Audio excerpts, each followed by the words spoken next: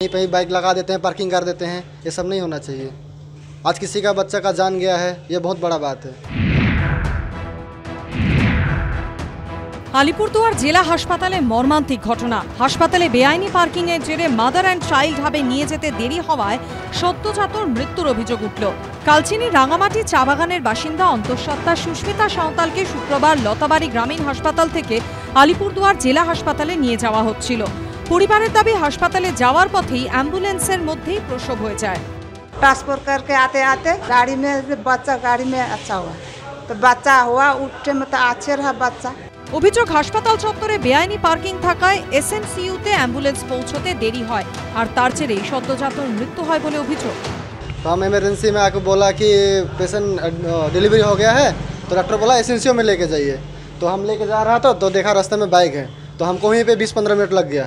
15-20 bike था वहीं पे। सरकारी हॉस्पिटल में ऐसा नहीं होना चाहिए। খুব বেশি ইমার্জেন্সি হলে ট্রলি করেও যাওয়া যেত। তো যাই হোক, যে কোনো কারণেই হোক, রাস্তাটা যেহেতু ব্লক ছিল, ওরা নিতে হয়তো একটু দেরি হয়েছে, কিন্তু বাচ্চাটা স্টিলবর্নই হয়েছে।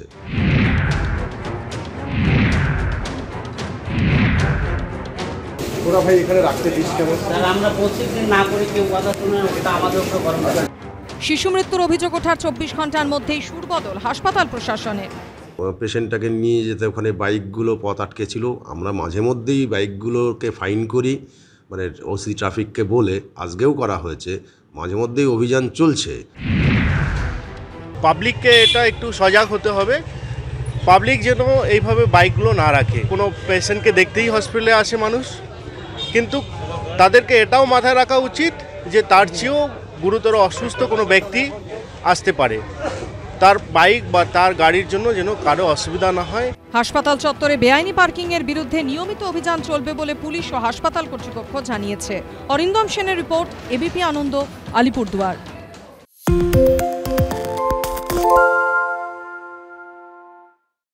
সত্য অন্তহীন, সত্যের খোঁজও তাই, সত্য সন্ধানে তাই আমরা অক্লান্ত, অকুতভয়। এবিপি আনন্দ নতুন ভাবনার প্রতীক, যা মনে মুক্ত, তথ্যে যুক্ত এবং যাবতীয় সীমানার বাঁধন থেকে মুক্ত।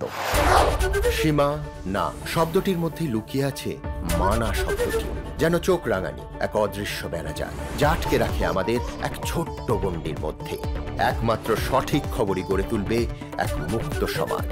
সেই জগৎ গড়ার লক্ষ্যে কোনো সীমানার ঠুকুটি আমরা মানব না। এবিপি আনন্দ এগিয়ে থাকে, এগিয়ে রাখে।